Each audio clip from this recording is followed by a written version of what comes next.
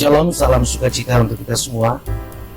Apa kabar saudaraku? Hari ini bersama saya Renis Binu dalam Babai Talk Show Omong Baik. Dan secara khusus di hari ini kita bersama-sama panitia Pekan Iman Klasi Soe Timur tahun 2023. Dan malam hari ini secara khusus kami mengundang Bung Clever Polo SP MPD yang adalah fasilitator partnership klaster SOE Yayasan Bantuan Kasih Indonesia. Selamat malam, Bung Ge. Selamat malam. Puji Tuhan hari ini kita bisa baku ketemu dalam suasana dingin-dingin nyaman. Nah, orang Kupang datang di SOE, dari panas datang di SOE, dapat nyamannya ada di setengah panas, setengah dingin. Kau ke mana? Kota dingin. Dan hari ini teman-teman, saudara terkasih, kita akan berbicara banyak. Kalau kita ketemu dengan KG, sudah barang tentu orang-orang gereja dan pengelola PPA ya, untuk khususnya di kelas FTS tidak asing lagi untuk Bung Ge. Dan malam hari ini kita akan berbincang banyak tentang apa itu Yayasan Bantuan Kasih Indonesia dan misinya yang ada di TTS ketika bersama-sama dengan PPA. Dan tanpa memperpanjang kata, kita langsung dalam pembicaraan kita. KG, misi utama atau pelaksanaan atau kegiatan utama dari Yayasan Bantuan Kasih Indonesia itu apa? Ya, kalau kita Yayasan Bantuan Kasih Indonesia itu kita membangun kemitraan dengan gereja, dalam hal pelayanan kepada anak. Kita menjadi pendamping anak, menemani anak itu untuk dia bisa bertumbuh di dalam kami sebut dengan 4 bidang kemitraan. 4 bidang pengembangan maksudnya. Ya, 4 bidang pengembangan yang holistis, itu dalam bidang fisik, kognitif, sosial emosional dan spiritual. Jadi kami seperti tadi kami membangun kemitraan dengan gereja untuk memastikan anak-anak itu bertumbuh di dalam 4 bidang itu. Jadi 4 bidang ini sebagai pionir utama atau motor ya? Ya, orang bilang marwah dari organisasi ya. Dan kalau tadi kakek ngomong hanya anak, ya, tapi beta pengalaman kebetulan di beta gereja juga ada PPA, ada juga sampai dengan anak-anak sampai ke kuliah juga. Masih dilihat di ada peduli sekali dari PPA. Mungkin itu juga ada kesinambungan atau seperti apa kakek? Ya, jadi kita anak-anak dalam hal ini bahkan ada pelayanan yang sejak dari dalam kandungan mama sampai anak-anak. Dalam artian bahwa sampai remaja gitu ya, anak dan remaja, orang sering sebut anak dan remaja, yang tadi kalian sebut sampai kuliah gitu. Jadi dari dalam rahim mamanya sampai dia berumur 20 tahun. Sampai 20 tahun. Ya, sehingga 20 tahun kan usia dia kuliah. Iya. Nah, yang perlu beta lihat di sini dan perlu beta bicarakan, salah satu tantangan TTS ini kan kami sekarang ini dihadapi dengan stunting gizi buruk. Dan kalau tadi cerita tuh kalau dilihat dari penanganan PPA tuh dari dalam rahim, berarti juga dengan sendirinya mendorong atau membantu pemerintah dalam program penuntasan stunting dan juga gizi buruk. Betul. Ya. Jadi bahkan di dalam yang tadi kita sebut PPA ya, Pusat Pengembangan Anak, beberapa gereja membangun kemitraan dengan kami sebut dengan sumber daya lokal gitu ya. Pemerintah atau yayasan-yayasan tertentu begitu yang bergerak di bidang kesehatan, di bidang penanganan stunting, sehingga hal itu bisa terlaksana dengan baik. Dan dalam catatan kami ada beberapa PPA yang cukup berhasil, berhasil dalam penanganan stunting itu, karena yang tadi kita sebut dari penanganan pelayanan kepada ibu-ibu hamil, anak-anak yang baru lahir itu kami memastikan bahwa anak-anak itu sehat, gitu ya, mamanya sehat. Kalau mamanya sedang dalam masa kehamilan, ya, pastikan untuk dia juga sehat sehingga tidak melahirkan anak yang berpotensi stunting. Oke.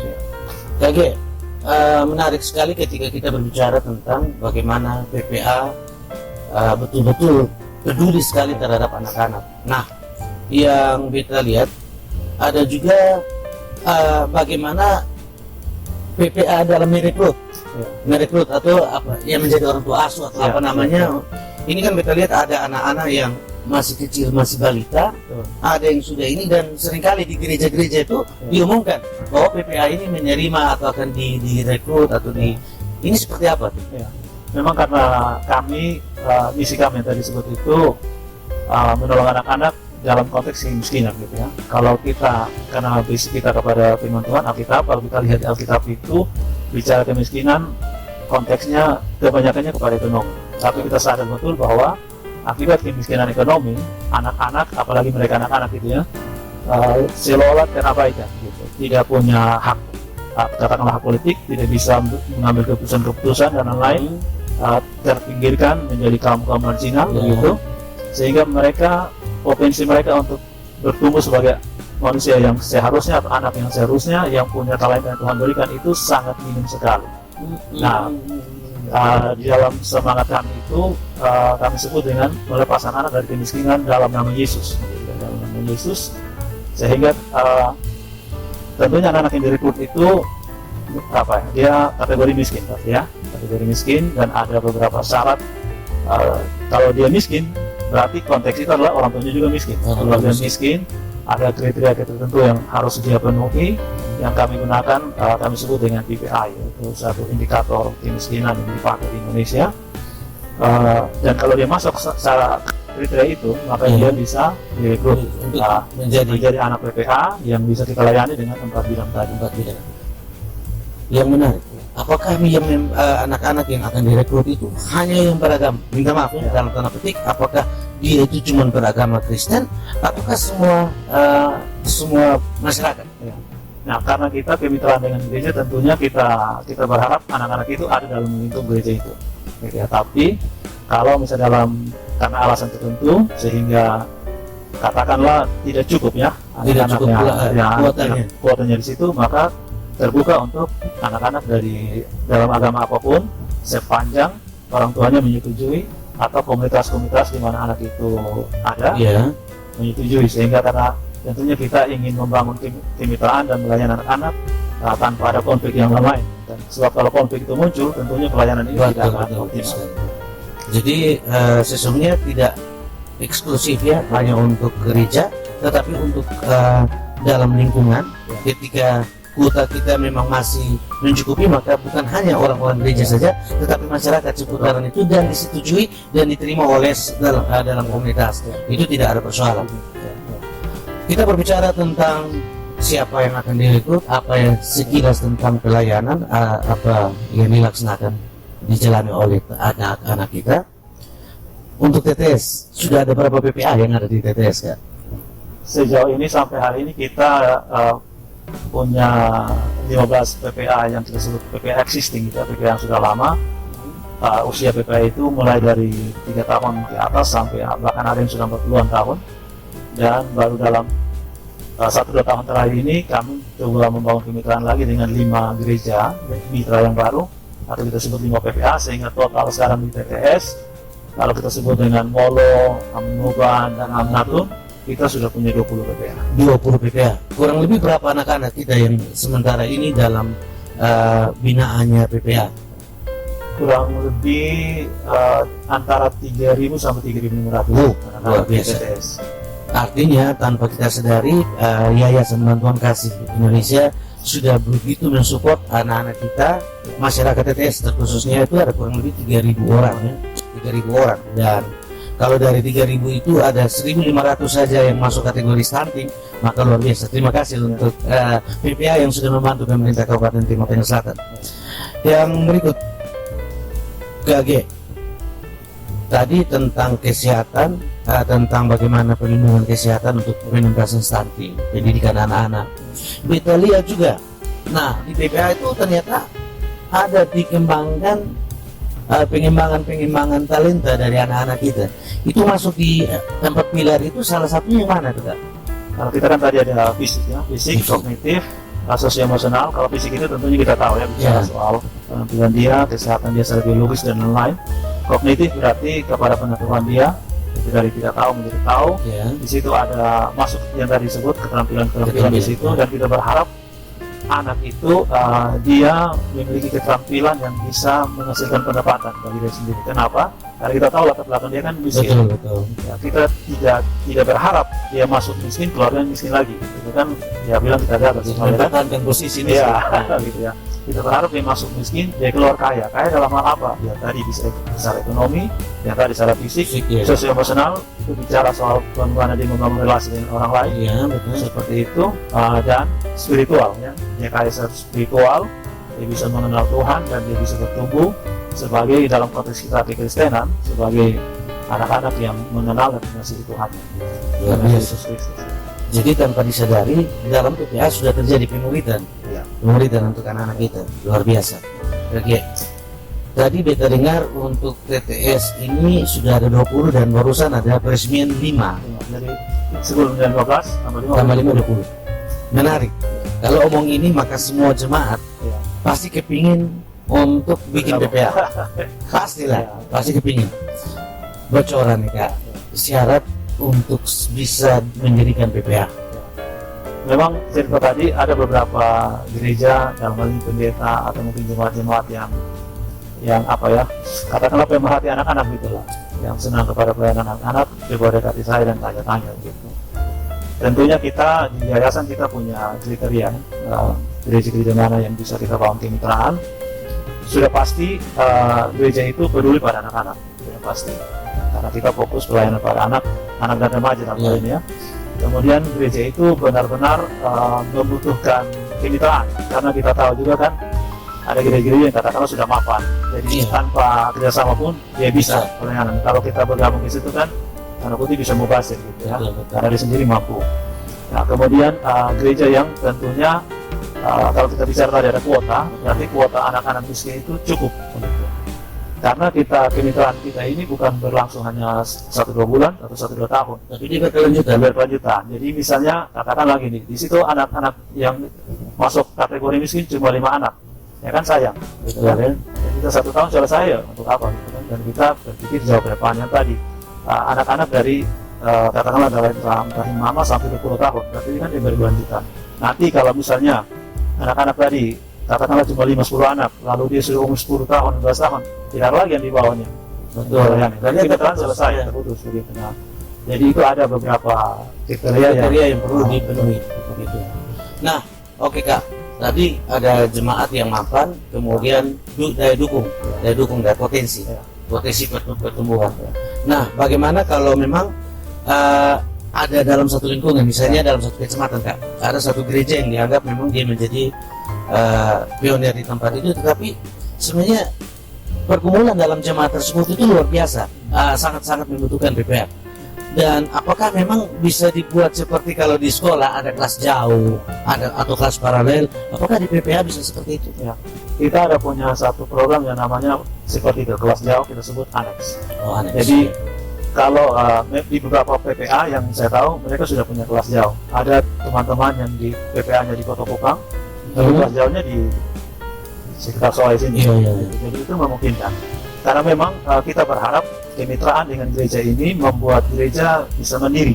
Betul. Jadi kalau misalnya gereja terus bergantung kepada yayasan ini kan ya tidak mandiri. Tidak mandiri, ya. Jadi kita berharap ketika gereja itu bisa membuat kelas jauh, maka itu satu indikasi bahwa gereja sudah mulai mandiri. Ya. Yang menarik, gereja mandiri dia sudah bisa membangun dan dia bisa membantu di tempat lain. Apakah pada suatu saat mungkin bisa ketika itu sudah mandiri, apakah memang bisa dihentikan hubungan kemitraan? Ya, saya sering di dalam beberapa visitasi atau fasilitasi ke beberapa PPA, saya sering ngomong bahwa ibaratnya anak dengan orang tua, gitu ya. Kalau misalnya orang tua sudah sekolahkan anak, kan dia berharap anak itu setelah dia katakanlah sudah selesai sekolah, dia sudah punya keterampilan, dia mesti mandiri. Bayangkan kalau dia pulang sekolah, dia sudah S1, S2, S3, pulang nganggur, bergantung terus pada orang tua. Itu kan disebut anak itu gagal, orang tua juga gagal. Gitu kan? Nah, sehingga di dalam kemitraan kita ini, kita berharap suatu saat gereja bisa mandiri tanpa lagi ada kemitraan. Nah, kita sebut, katakanlah itu kalau di PPA kan ada namanya apa ya, graduation anak, yang anak itu graduate, kita berharap graduate gitu ya. Saat dia katakan bahwa terima kasih Yayasan Modern Kasih Indonesia, kami sudah mandiri, kami mau melakukan pelayanan ini secara mandiri. Nah, kami sangat salut hormat. Dan itu pergumulan kita semua. Ya. Gereja juga bergumul, Ya. yayasan juga bergumul. Ya. Dan semoga saja itu 2-3 tahun ke depan bisa terjadi di Amin. BTS. Itu harapan kita. Ya. Oke, ini menarik kalau kita ngomong PPA. Ketika kita berbicara tentang anak-anak, jaminan, kita omong, minta maaf dalam beta jaminan, tapi sampai dengan ada beta lihat itu mentor itu sampai bawa anak-anak itu sampai berobat, sampai pipa periksa mata, pipa pakai kacamata, bahkan ada yang sampai kadang-kadang studi banding anak-anak di lokasi. Apakah itu juga merupakan sebuah program dari PPA? Betul, ya, karena yang tadi, kalau yang tadi sebut tentang periksa mata dan kalau kesehatan lain kan itu berkaitan dengan masalah fisik gitu ya. Karena kita berharap anak-anak ini mereka bertumbuh sebagai anak-anak yang sehat, gitu. Anak yang sehat, anak remaja yang sehat, sehingga ketika mereka mengalami indikasi atau masalah kesehatan, ya kami mau pastikan bahwa mereka bisa tertolong, gitu. Sehingga kami sangat berterima kasih kepada teman-teman di PPA, para mentor yang luar biasa berdedikasi, loyalitas yang baik sekali untuk menolong anak-anak kita, gitu. Karena mereka itu ya kami sebut sebagai pendamping anak, advocate dari anak itu. Jadi mereka menolong anak-anak itu untuk bertumbuh yang tadi kami sebut secara holistis. Luar biasa. Jadi untuk kita orang tua yang anak-anak kita sudah ada dalam PPA, selainnya kita menjaga ini.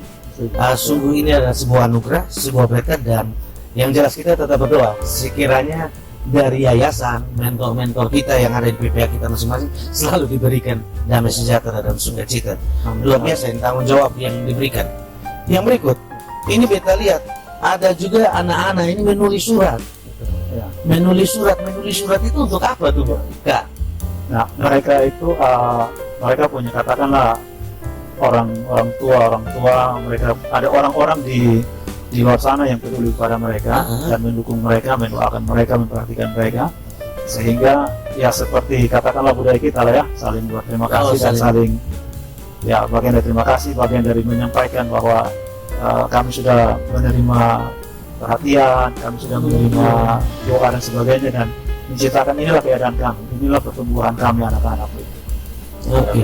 Oh, jadi itu untuk membangun relasi antara orang-orang yang support mereka. Jadi sampai sekarang kita membentuk anak-anak untuk dalam karakter, attitude mereka itu dibentuk gitu. Kakek, kita ingin sedikit menggali lebih jauh. Ada PPA tertentu memang dia agak sedikit tertutup dengan gereja, dia dianggap sebuah lembaga otonom. Ini kasat mata betul ya, bukan menjudge, tapi ada juga memang ada PPA yang memang kemitraan dengan gereja itu luar biasa. Dan hakikatnya itu jiwa dari PPA itu seperti apa kalian? Kami berharap bahwa PPA ini dia itu kan sebenarnya milik gereja, gitu ya, bukan milik yayasan. Karena ketika yayasan ini bermitra dengan gereja melahirkan program yang disebut PPA. Sehingga PPA itu 100% milik gereja, dan tanggung jawabnya adalah pendeta di situ, gembala di gereja tersebut. Sehingga kita berharap bahwa benar-benar gereja ini peduli kepada PPA dan memiliki intervensi penuh kepada PPA ini, gitu. Sehingga seharusnya PPA dengan gereja itu menyatu, tidak ada tembok pemisah, tidak ada PPA ini merasa bukan bagian dari gereja dan eksklusif.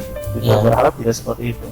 Sehingga kita sangat berterima kasih kepada PPA gereja mitra yang benar-benar membangun kemitraan ini dengan baik dan benar-benar menjadikan PPA itu milik mereka. Dan ya kami berharap rasa memiliki itu, ownership itu muncul gitu di gereja, dan mereka bertanggung jawab penuh terhadap pelaksanaan program di PPA.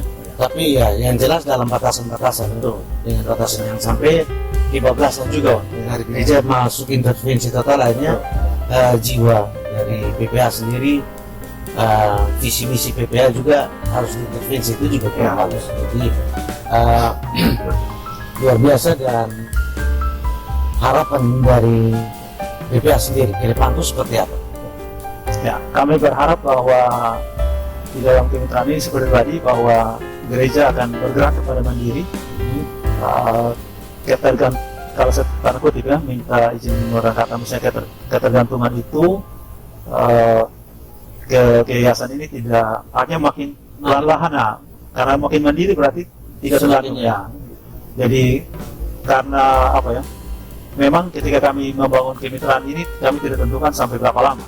Ya. Tapi kami berharap ketika gereja mulai mandiri, yang tadi dia berkata bahwa terima kasih yayasan bahwa kami sudah dewasa, kami bisa melakukan pelayanan ini sendiri, gitu. Nah, sehingga kami berharap satu, rasa memiliki gereja itu benar-benar kuat kepada PPA ini. Dengan rasa memiliki kan akan menimbulkan kepedulian, kepedulian, intervensi penuh. Yang kedua, gereja mengembangkan kapasitas yang gereja punya. Kami percaya bahwa gereja itu punya kapasitas yang luar biasa. Kenapa? Karena gereja itu bukan dibangun oleh manusia. Betul. Ya, di Matius 16 berkata bahwa Yesuslah yang membangun gereja itu. Di atas batu karang ini akan kubangun jemaatku, dan alam maut pun tidak dapat mengalahkannya. Berarti tidak ada satupun kuasa di dunia ini yang bisa mengalahkan gereja. Seharusnya gereja itulah yang menolong semua yang ada di dunia ini sesuai dengan firman Tuhan. Gitu. Sehingga kami berharap kapasitas itu benar-benar dibangun. Gitu. Dan yang ketiga, resources, sumber daya lokal yang ada di gereja itu benar-benar bisa dieksplor gitu. Ya. Karena jujur kita melihat gereja itu sebenarnya sangat kaya, tetapi kenapa terkesan gereja itu miskin? Berarti ada yang sesuatu yang masih tertutup. Nah, ada potensi yang terkuburkan. Ya. Dan kami berharap kisah hamba yang punya talenta itu tidak terjadi di gereja. Harusnya dia adalah 2 talenta, 5 talenta yang dieksplor, sehingga rasa memiliki kapasitas dan sumber daya itu benar-benar terbangun oleh gereja melalui kemitraan. Itu harapan kami. Dan seperti tadi bahwa semangatnya adalah melepaskan anak dari kemiskinan dalam nama Yesus itu terwujud. Kita tidak sekedar membuat anak itu dari miskin jadi kaya, tetapi dia miskin jadi kaya di dalam nama Tuhan Yesus, sehingga kehidupannya benar-benar menjadi murid Kristus yang tadi kalian sebut dengan pemuridan itu benar-benar terjadi. Luar biasa.